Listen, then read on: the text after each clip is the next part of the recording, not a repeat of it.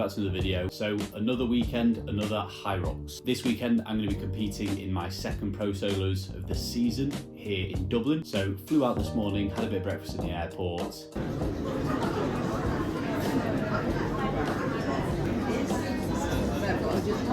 Got a bit of lunch we got here, some sourdough and some eggs.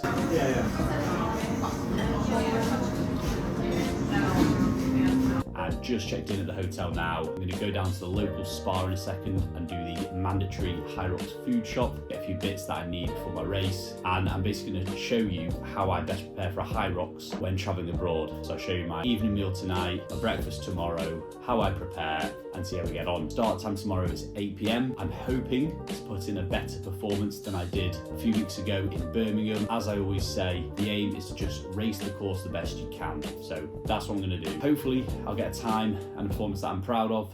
As always, main thing is to enjoy it. Try not to put too much pressure on myself, which I am known for doing, and see how we get on.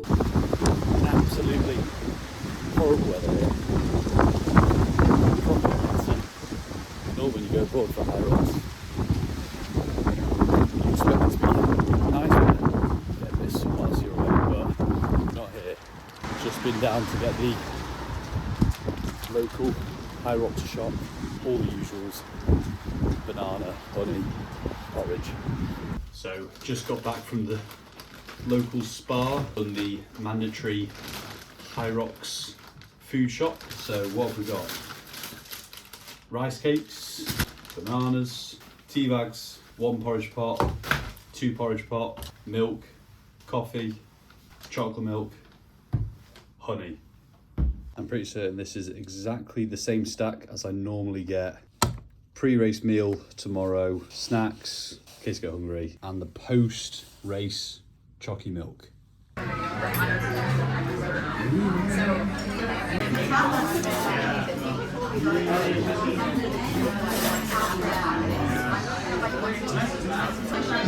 New video, it's not moving.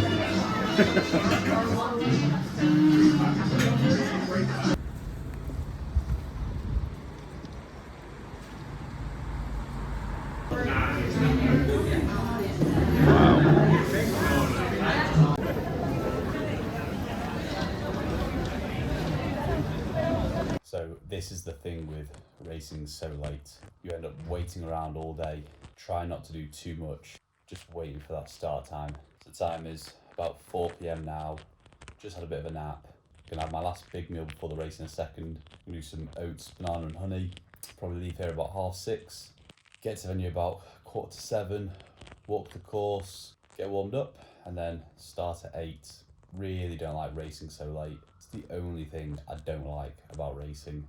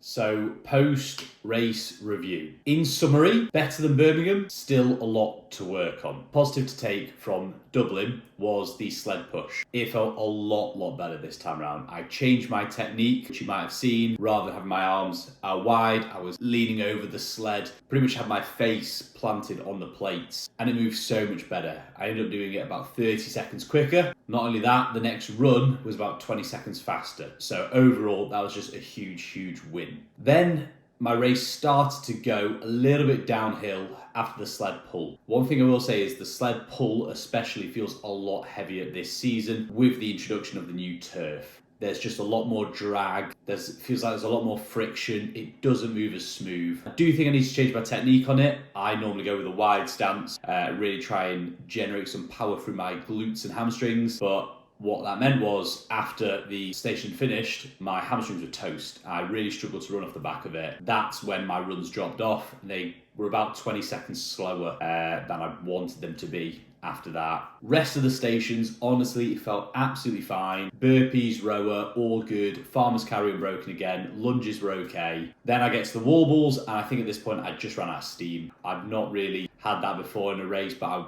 felt like I started to bonk. Maybe underfueled beforehand, that might have played a part.